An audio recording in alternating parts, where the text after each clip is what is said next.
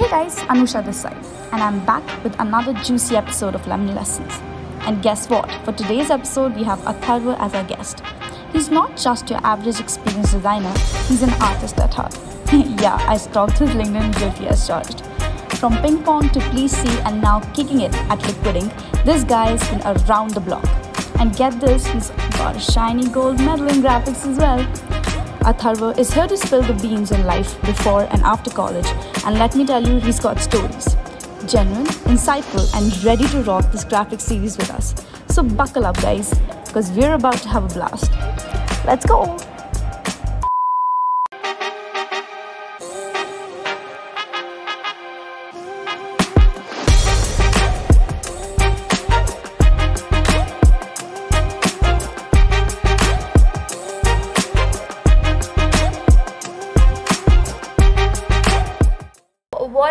What was your idea when I asked you out for this podcast thing?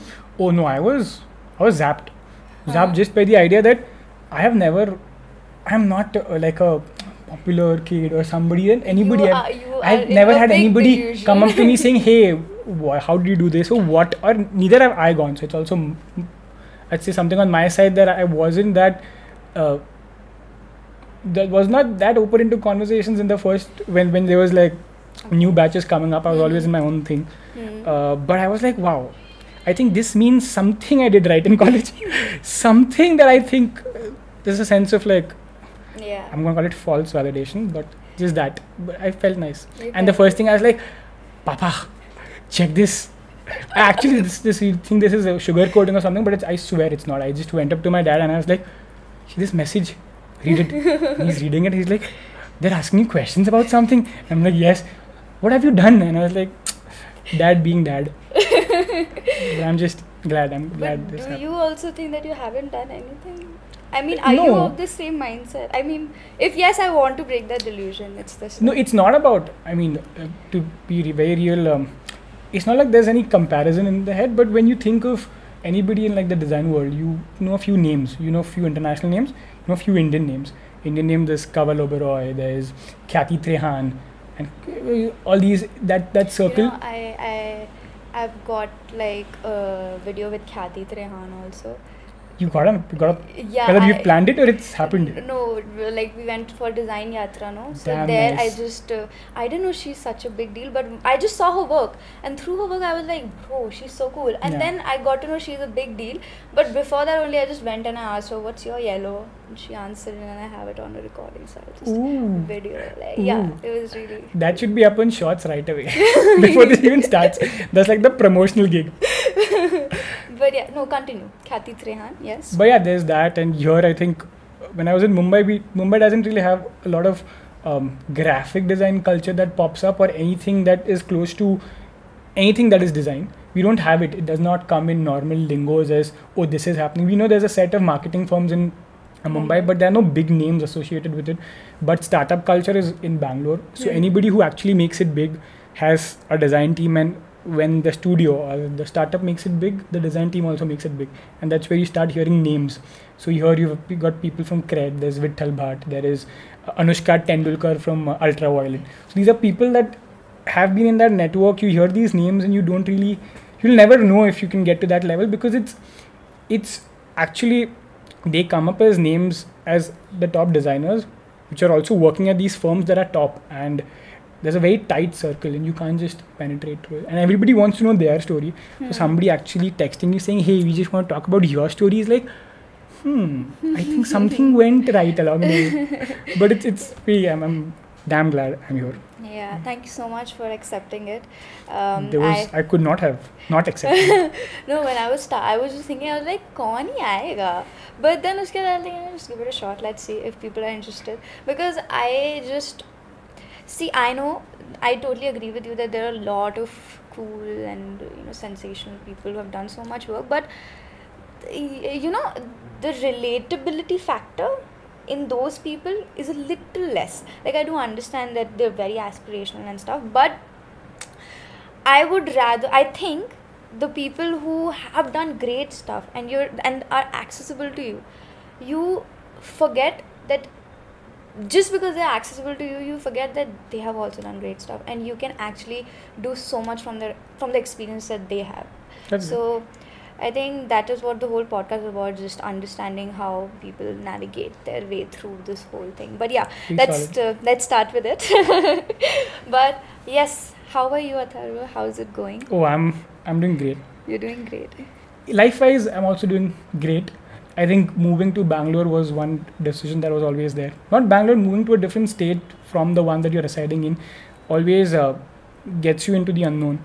It kind of puts you at the head front of, okay, now everything that you're doing is by yourself. So be aware of the decisions. Also celebrate the blunders that you do along the way.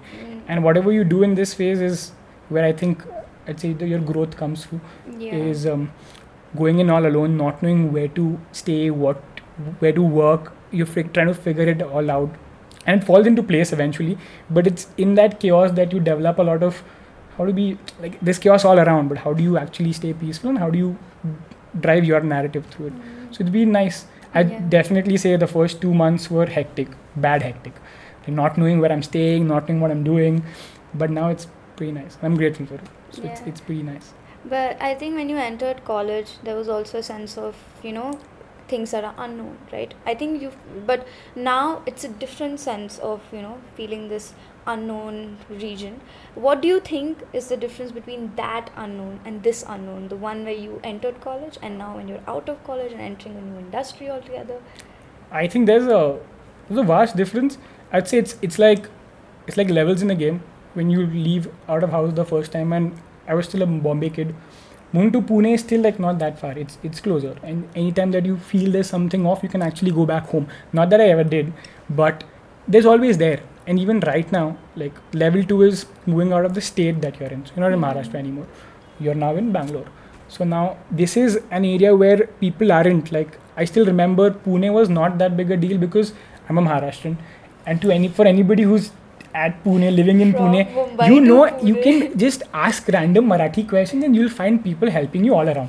काय झालं पुरा? सांग काय करू शकतो मी? And they're really helpful. So Pune was also like, and I swear to God, everything that I've done in college and I've gotten out of it is only because I was a Marathi kid. But Bangalore, no, you're screwed. No. Marathi doesn't work here. There's no Marathi card that you have. So this is all new. Also, how is it different is in the sense that I don't have family here and I don't even have family anywhere close.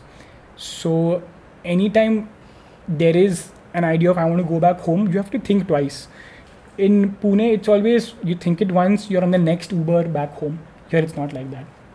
And it's big. Once you step in the industry, you realize, not even in the industry, once you step out of college, you realize it's vast. And it's another ball game that college somewhere prepares you for it, but I don't think you actually.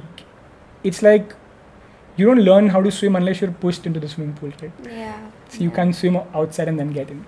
It's like that. Once you're in the industry, I don't want to call it industry because it sounds like a very big word. It just once you're out of that college bubble, that ball game that you enter is slightly challenging on some spots, but it's a part and parcel of life. I mean, you won't grow if you're in the same place forever.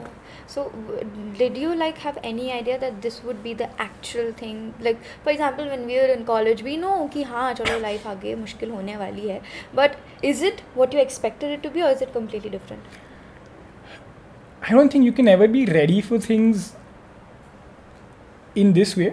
I mean, college will prepare you for facing clients, facing the bigger players out there, communicating, networking, all of that. Just as simple as you're in a space, you're looking for a set of furniture, you don't know where to go. You are in a space, you want to actually put your entire creative juice into working, but when you're hungry, you don't know how do I find a maid. And all of those are small things that actually add up to the creativity. You could be born with it, but it needs some fuel, and the fuel for at least creativity for me is food, friends, sleep, and you take out any of that and your entire thing comes down, because it's very easy to get burnt out in this entire process of creativity. You can't always be on the grind and keep thinking of, oh, this is nice, oh, this works, this, that. There are just days when you don't want to do anything, you just want to sleep. And when you realize, oh shit, the bed that I'm sleeping on is not really comfortable, and you're getting up with headaches the next day, you can't think. Yeah. So like it's not like you. I think a lot of people in college, back in college, are just like get up, go to class, come back, and it's like they don't. I mean I'm not saying everyone, but a lot of people don't value the importance of relations, the importance of maybe co-curricular activities, Yeah. the importance of having a hobby. So what is your idea on that? But I think you just explained me. It's so important that creativity flows, and because of that it flows. But what do you think? How did all these factors affect your game in the work? So even as a kid, I was a very I wouldn't say I was a very hyperactive kid, but I was a active kid, very active kid.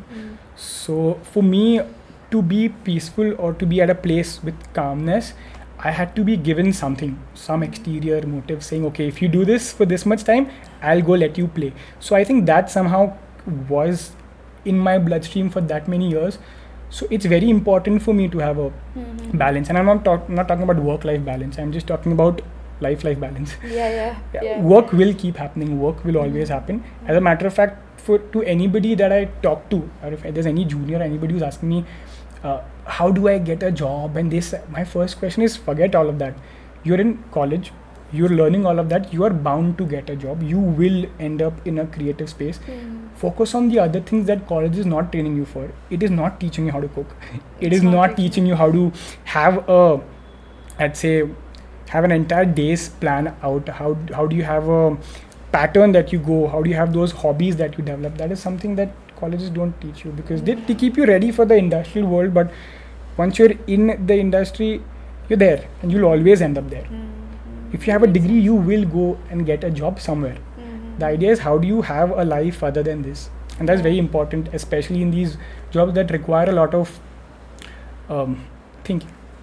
Because right now also when I texted you, you told me that I go to office at 11:30, and then you come back at 9, and I was like, what? That is, whoa. Yeah. Okay, so पूरा इतना घंटे काम रहता है, or do you have breaks, you enjoy, or is it just work? So okay, I want, if to put it in a better way, what is a day like a day in your life at work, at Liquiding? If I am working on a routine track, I'll give you a routine answer. Okay. Of let's say I get up at 8 o'clock, have something before hitting the gym, like let's say a set of bananas, go at the gym, work out for an hour. That's very important to me. If I'm not physically very active and if I'm not performing there, that lethargy flows into work. You'll have sloppy days, you'll have very lazy days that you don't want. You want to get up and you want to get that blood rush in. So that happens till 10. I'm in the gym for an hour and a half. I come back. From 10 to 11:30 is my free time. Is my free time where I'll put like a show, or I'll put like some podcast or something, randomness on the internet, put reels as a matter of fact. And I've got maids, shout out to them. Okay, shout out. I love them. I think I would not have done anything without just these. I don't think a big part of where we go or where we are planning to go is the people that are behind us, that back us up, and those are very crucial people. Not having the right backing up will just, and it's actually sad if you reach at a place where you don't have somebody to share all of this with. So every day coming back from work and having my stories to tell my cook or my mate saying, "Kal bahut thak gaya main, but kal kuch to karke aaya." And there, at the end of the day, I go back to a house that I'm living in all alone. I was a kid that grew up in a joint family. I always had people asking, "How are you? What are you doing?" I go back and I come back to a set of furnitures. So having just these people who ask you saying, "Kaise ho bhaiya? Coffee piyoge?" just feels like, "Ab bas utna pucho. Ab kuch mat bana. Bas mujhe aake pucho ki main kaisa." And I do everything by myself. But yeah, I come back. They prep the meal. I have a very solid breakfast. Then I get ready, go to work.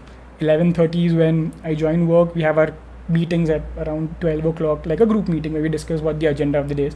And you work through, there's lunch breaks, it's not a 11:30 to 9 grind throughout. No, it's not. It's breaks, it's fun, it's a lot of that. But the idea of working, so where I work right now is this studio called Liquiding. Yes. Shout out to them too. Yeah. I love it. So it's a very small team, very tight team. So when you're a smaller team, the work is divided. A lot of work is divided amongst a very small set of people. So the work take that you're taking up is very high as compared to any MNC that you're working for. Yes, yes. And there are benefits of it also, and there are some bane and boons of it also. Something works in your favor, something does not. But it teaches you a lot more than, or at least it's taught me something that an MNC would not. And eventually, if I end up in an MNC, it will teach me things that a studio will not. So that's a give and take. So so there's work till 6:30. We have like a 1 hour break. I go and have coffee and this and that. Come back again. There's like I sit from 7 to maybe 9. It's focused working hours. 2 hours. Take a break for half an hour, 45 minutes. Sit, disconnect. At 9 o'clock, I come back home. Hopefully, on most days I come back at 9. If there's hectic days, if you've got a client meeting coming up, then there's no timeline. The timeline exceeds. Okay. It goes through the entire routine. But most days I'm back by 9. I come back home, take the bag off. One thing that I think has happened to me is I was the COVID batch kid. We were working from home for 2 years completely. Yeah. So we got very fond of the idea of working from home, and it actually grew onto me. And I could scrub through work really easily at home, sitting in my comfort space. But when you're not given the choice of work from home, and when you come back from office to your home, there is clear disconnect. I don't ever touch my laptop ever again. Okay. And so that's one good thing, because work from home, the downside of work from home is if you do not create your own boundaries, you can work from home at 3 o'clock at night also, which you don't want to be doing. So that way, because of this happening and going to office every day, that's happened. So 9 o'clock I come back home, take my bag off, change, put some good music, and that's when I start cooking a bit. So there's 15-20 minutes of me cooking a non-veg dish, let's say chicken or fish. I'm a fully pure non-vegetarian. So there's one piece of meat, I think, every night. So that 15 minutes is only mine. Those 15-20 minutes is me, my relationship with my food, and that's it. There's good music playing. Any random Bollywood sad sloppy songs playing in the background. And that is my sadistic pleasure. I put that good food, sad music, and then having one good meal, talking to family, talking to friends at night, and then going off to bed. You just talked about your Bollywood music and stuff. Okay. Now, I know you're also very huge, I don't know, this one time I just heard you, I think Yash was there and he was showing you some action scene or something, and you were just like so interested in it. And I think you're the only person with whom I've had a conversation about good things in terms of Brahmastra. Oh God. I'm sorry, I'm gonna get called out for this. You're gonna get called out for this for sure. I know. Let's just keep it the topic that Taki. But I want to know more about this interest, because I've never seen, like, मैं जानती हूँ लोगों को जो Bollywood पसंद है, but someone who so proudly is like, I love Bollywood. Okay, fuck off. So how did that relation come up? Like, क्या है? I'm not going to put it as I love Bollywood. I'll just say I love films in general. Actually, yes. And I'm not a cinephile. There's that term of somebody who's devoted to watching movies. I'm not that person. Okay. I just love it because it gives me a sense of break from the mundane things or the routine that you're doing in life. It's a sense of escape. And I think for me, that escape is important, because like I said, you're in your house the entire day, you're at office, you come back. I can't possibly go to trek at 11 o'clock at night, but I can maybe watch Into the Wild at 11 o'clock at night and feel as if, wow, I'm climbing some mountain and it's beautiful. So that's there, and I think it came down as a kid because I was in Malaysia with my family for 5 years. My dad moved to Malaysia when I was 2. I was there till I was 7. So 5 years it was just me, my mom. My dad used to go to work. My mom was the homemaker. And I used to come back from school, and I used to talk to my mom, used to play this, that, and all of this. I had a liking for TV shows, let's say cartoons, but I think I have a thing with things ending. I don't like things ending.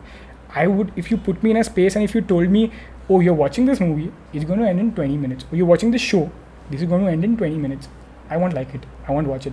Oh. I want a vivid sense of freedom or a vivid sense of immersiveness where that's why shows end. One episode, it's going to end 20 minutes, and then you're bound to do something else. Once you're in a movie, 2-3 hours are gone. Easy. So that's where I think I remember my first long cut animated movie that I was fully in was Polar Express. Oh wow. Okay. And I watched Polar Express on a loop, like every day coming back from school as a kid in Malaysia and watching Polar Express. And you think as a Marathi kid or as a Marathi Indian Hindi speaking kid, you'd watch all these Hangama shows, but I was not that kid because I was in Malaysia for that many years. My entire section of shows and media that I was consuming was all English, or maybe was all different languages other than Hindi. That's where things like Polar Express or things like Thomas and Friends, I have not watched Shinchan ever. Yeah, I'm that kid who used to watch Aaron Stone on Disney XD. Whoa, okay. So I don't think if anybody knows Aaron Stone, but all these English-ish based, they were slightly ahead in terms of the way they shot it also, maybe, and slightly ahead in terms of how they were trying to talk about things that Indian shows at that point would not have. Like any kid who's grown up watching Friends, will have a different take than anybody who's grown watching up any Indian Disney show like Sweet Life of Karan and Kabir, right? And you know, it's all these small things that just play on. And I think eventually that shift happened of wanting to watch movies of any regional cinema. She told me there's this movie called some Gujarati film that she told me yesterday that I don't remember, but she just said, go watch it, it's nice. So I'm into Gujarati movies now. Someday I watch some Vijay Devarkonda movies. Someday I'm watching Vijay Sethupathi movies. So it just come to a point where I'm actually very into how, and I don't look at movies the same way anybody, I hope I don't look at it the same way that others do, is you'll watch a movie and you'll call it good or bad depending on if you enjoyed it or not. I actually, even if there's bad to it, I actually try to see, okay, I've spent 300 rupees on this ticket. Let me see what is good about the movie. And because you're in that entire designer idea, you also can see at things that normal people would not. Like something like, let's say, the entire YRF, Tiger and Pathan, and all these movies and war that has come out.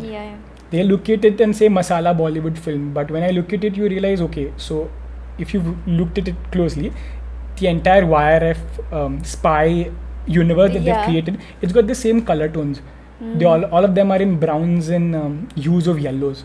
The entire color correction is done in such a way that it's all yellow and brown, and the blues are slightly pulled down. So you get to see that, and then you get to see, man, somebody's actually made sure that the entire movie frame looks consistent throughout the last 3 movies that have come, which have 3 different Bollywood actors altogether, and they still are. Somebody's actually taking note of that. That's very interesting. That anybody could not normally. And I think I've seen where Bollywood was. I'm right now a part of the space that as Bollywood, it's trying to do things that it's not done before because of a lot of socially some rules and regulations earlier on. If something is slightly politically, socially, economically wrong, the censor board comes and puts in like cuts. You can't put this out. Like such a nice movie like Oh My God 2 just got an A certificate because they're trying to talk about sex education. It was made for people who are below 18 and 16, and everybody is into that adolescence age. But they don't get to see it because I think people in our country are not really, at least the ones at the top of the ladder who control how this comes out, are not that open to just accepting all these ideas. But I think every creator should get to make the film that he wants to make, and critics should only talk about, okay, what are good things that they thought and what were bad things that they thought, and they should not maybe give an opinion on you should not watch this movie. Correct, obviously. So that way I feel cinema, at least in India, is making some changes, and that's very nice. Amazing. And I mean, when you mentioned about color correction and everything, has this whole journey with cinema, movies, films affected your take, or not affected in a good way, influenced your take in your work, graphic designing and stuff? Have you had some learnings from that side of your interest? I'd say learnings from graphic design flowed into is the opposite. Okay, Yeah. okay. So before I actually entered design college, I did not know what mood boards are. I did Yeah. not know what colors are, what color palettes are, what color swatches are, what's a mood board, what's a reference board. Yeah. So it all helps you also because somewhere down the line, I recently worked with a friend who was working for a production house, who is trying to pitch a certain script to any of these all the web series based production houses like Netflix and all these. You have to pitch it, but before you pitch the show, you need to create an entire mood board, storyboard, reference boards.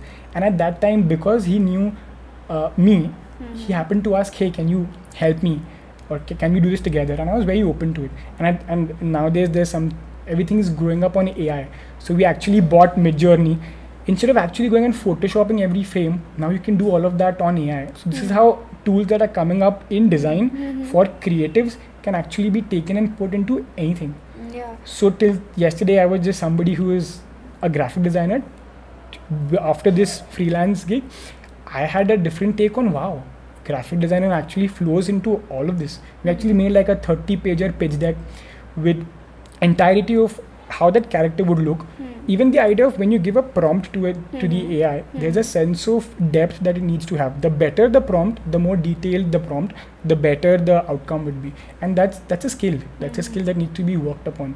Correct. And if you don't know what picture you want or how to get it to that depth, then it's a lot of extra work that you'll have to put after the picture comes out or in post-processing, which you don't want to.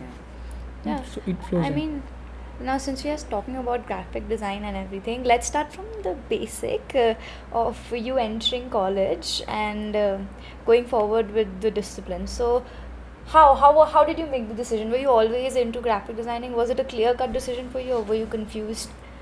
I did not even know what design is. Oh. I was the kid who after 10th thought of architecture as an option. Saying, I want to do architecture because that's the closest mainstream career In creative. that I used to think was the possibility. So my first preference was architecture. Engineering was my backup option. So I was prepping for JEE and JEE Advanced for an entire year. That is my entire 11th standard. And I used to go to Silica for classes. And I used to do NATA preparations, which is the architecture entrance exam. And the other half of the day, I was at my tuitions prepping for JEE Advanced and JEE. But I think somewhere in that 1 year, I happened to meet somebody who wanted to get into NID. That's when I first heard of NID. Saying, what is this college? Then I went up, looked about it, called up a few people who might be in Ahmedabad, who might know this place, or just friends who would have heard of it. And then I realized, wow, there's an entire chain of national institutes built around design, not only for graphic design, but for any kind of design. NIFT, as a matter of fact, is also a national institute made for fashion. So that's when I realized, wow, so there are these places that people have not heard of because these are very niche places and it's very tough to get into them. And not very tough in the sense that it's as comparative as to get into NID is technically as comparative as getting into an IIT. But because you don't hear people who come out of NID or you don't hear enough about the creative fields, you tend to always flow into the other direction.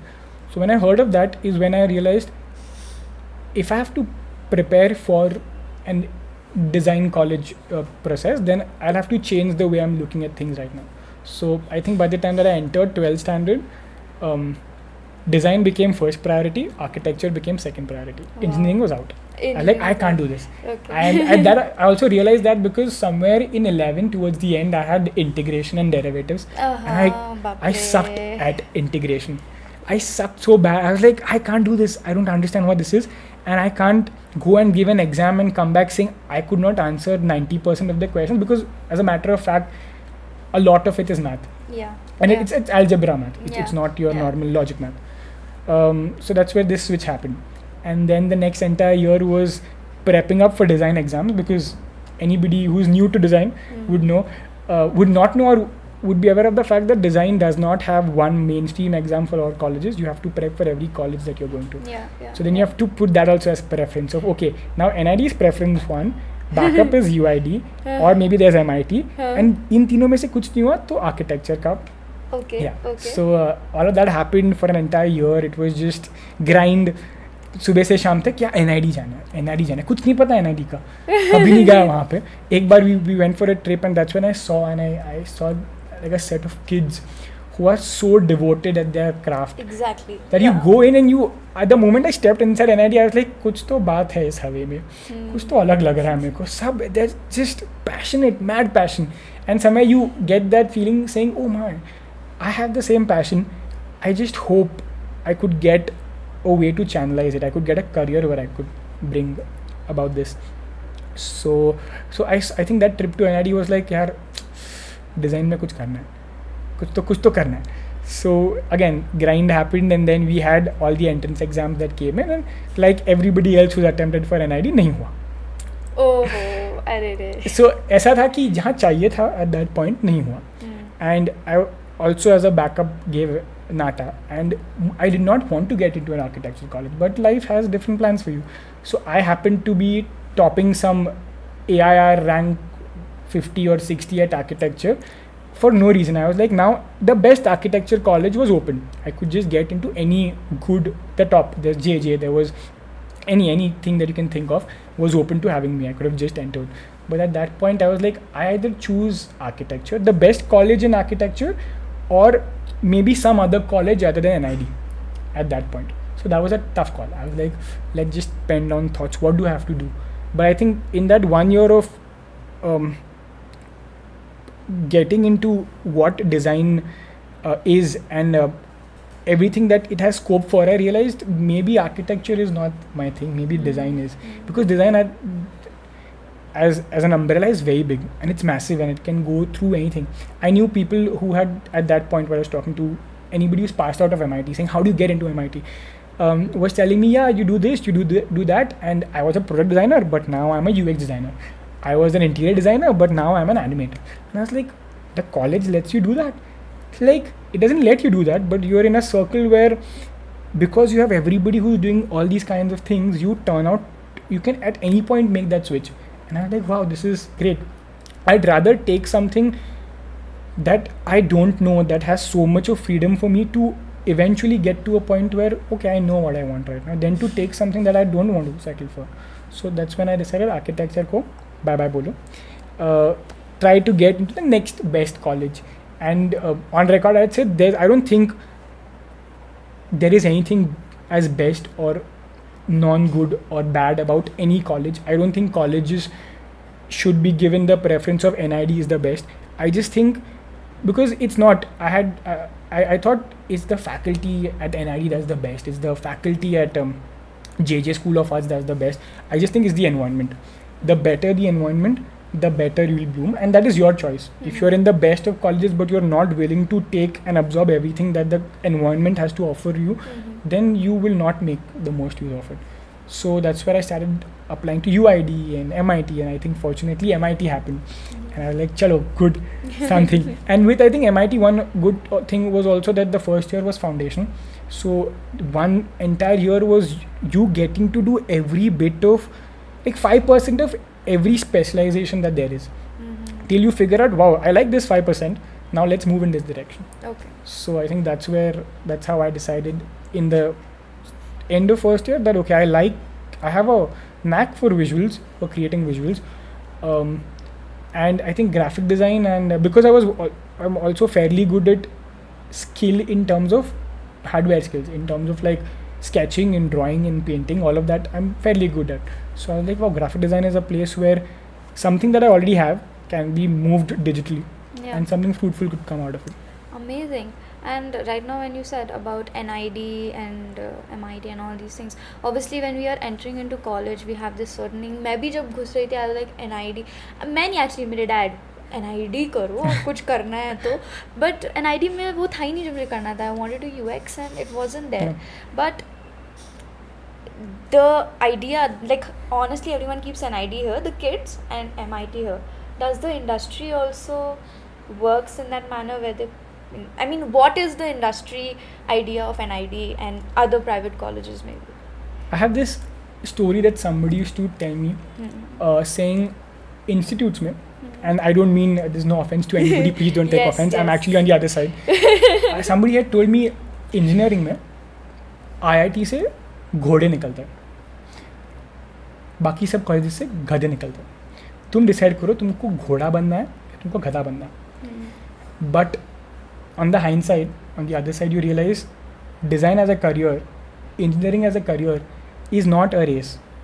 तुम घोड़ा बनोगे और तुम भागोगे, but ये race नहीं है, तुम जल्दी थक जाओगे। ये भागने का रेस नहीं, ये सस्टेन करने का रेस है। तो in a race like that, a घोड़ा इज़ अ बेटर विनर और is comparatively, at least for me, better than a, मुझे घोड़ा नहीं बनना है, मैं गधा ठीक हूँ। स्लो चलूँगा क्योंकि मुझे 50 साल ये करना है। मुझे ये नहीं करना है कि मैंने 5 साल डिज़ाइनिंग कर ली, मैं थक गया, मेरे से नहीं हो रहा। Because you will see there so many choices out in the world today that you're the moment you feel burnt out, you don't feel like doing it. And that's also one, that's the other side of design is, तुमको 1 साल कर दिया animation होके, तुमको bore हो रहा है, तुम छोड़ के कुछ और कर सकते हो। क्या तुमको करना चाहिए is your personal call, but it gives you that opportunity. So that's where I think my perspective change, saying मुझे घोड़ा बनने में, मैं गधा ठीक हूँ, मुझे नहीं भागना। So I just feel there is no comparison on ground with an NID or an MIT. Now the industry is, the players in the industry have been there for 30 years, for 40 years. These are guys at the top who've been running companies for 20 years. They prefer NID because at the time that they passed out, their co-workers who came out as designers were from NID, and because NID was the only option there. And it's legacy. It's legacy saying I would trust anybody from NID more than from MIT, and it's fair. It's fair because they are bound to have a grind that is much more than anybody in any other design college. That's for sure. But I have also had people who or seniors in the place that I work right now talk about how they hired NIDians in the past who were so used to that grind that after a point they just thought, I don't want to do this. I want to do something else. Yeah. I've had my share of struggles, my share of grinding. I don't want to do this. And you've hired somebody because they're good at grind, and now they say you don't want to do this. They don't want to do it. That becomes a toss. But that's an interesting take, yeah. And now, when I was in college, I think the first time when I heard your name. So since, like, shout out to Aryan again, but yes, but. We had a club in college and he used to be our senior in that club. Now मुझे बस उनके बारे में पता था, and apparently a lot of people knew him in first year. Yeah. But one fine day कुछ ऐसी बात हो रही थी and they were like, do you know his friend Atharva? He's kick-ass in his work. And I was like, huh? Who? What? Who is this person? मुझे नाम बताओ। मुझे मिलना है 4 साल में, मुझे आके मुंह पे किसने क्यों नहीं बोला?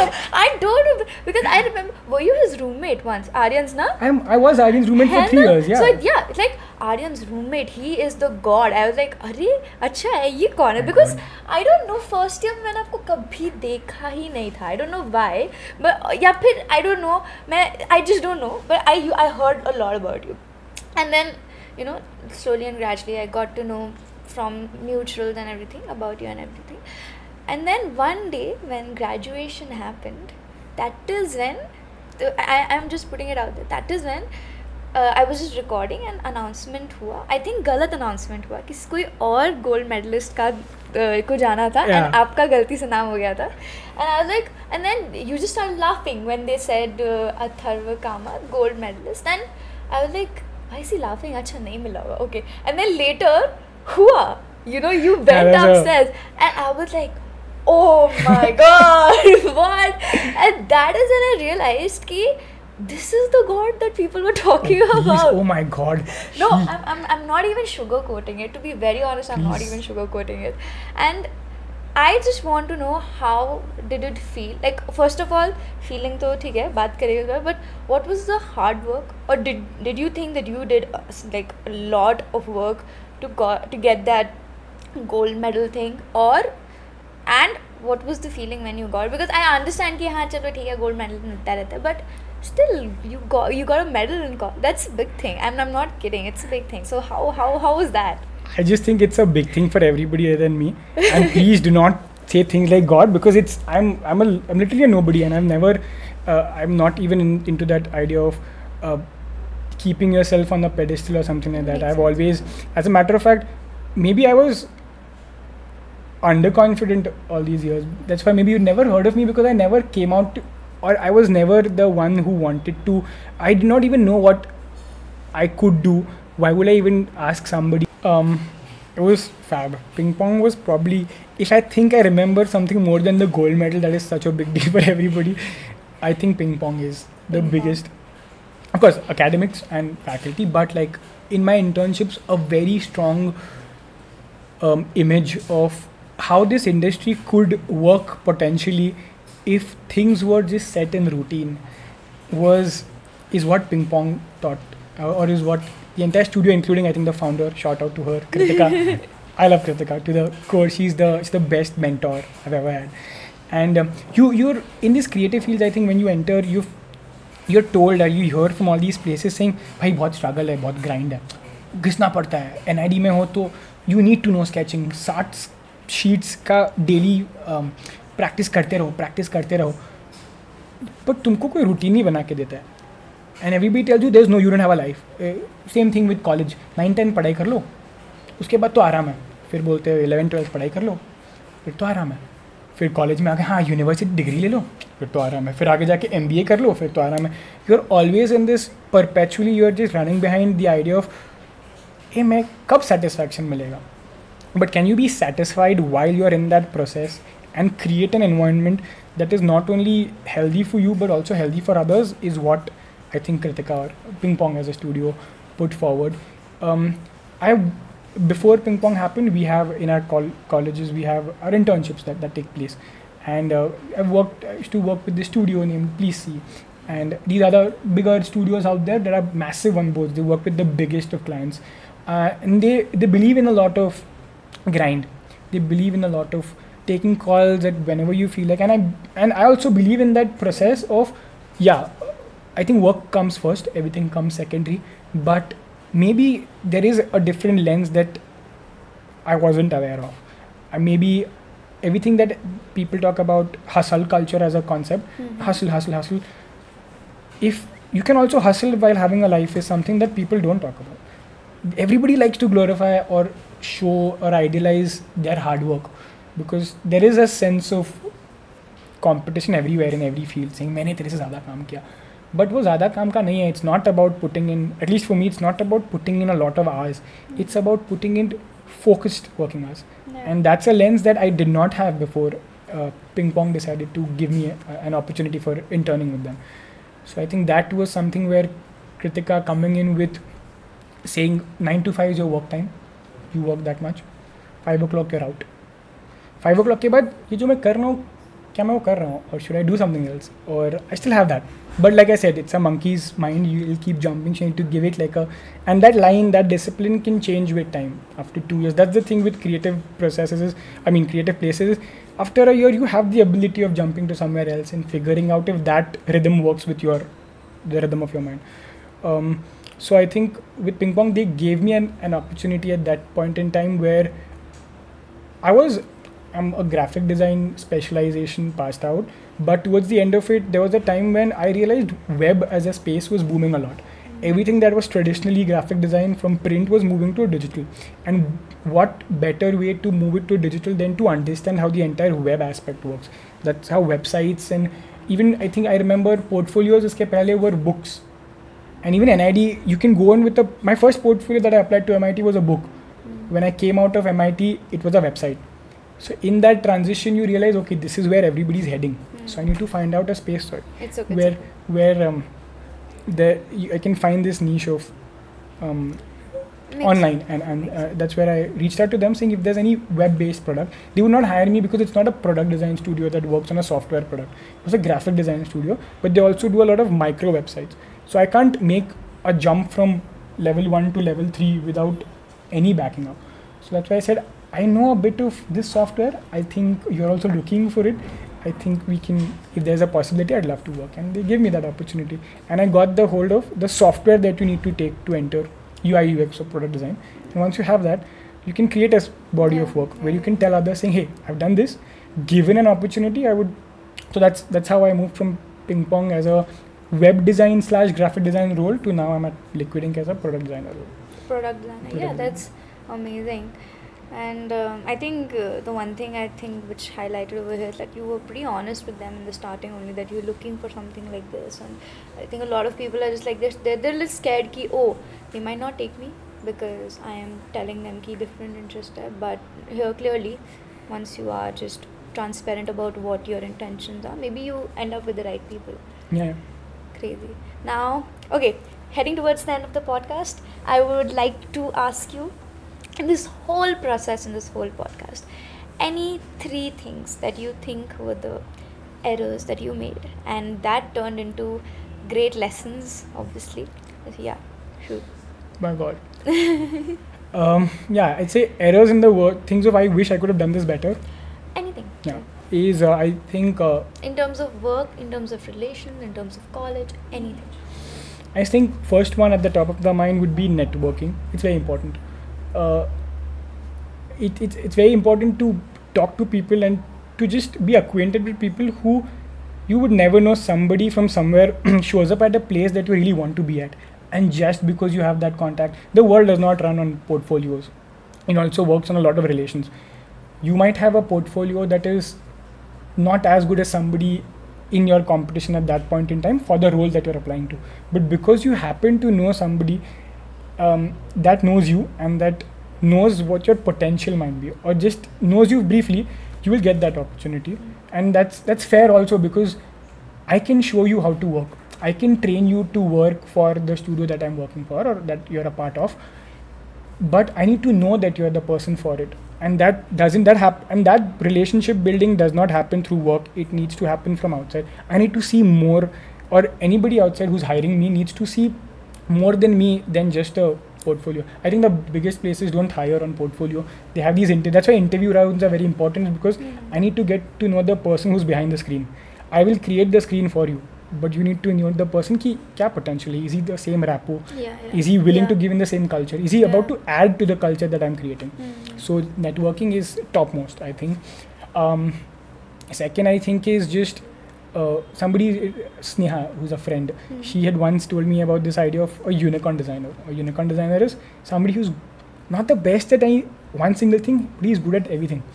The best at something will fall in that niche. But in today's day and age where everything is accessible, you need to be slightly good at everything. So I just think I would have done it if I could during those days of college. I would want to tap into more fields or into more options, so that I'm well versed with that space.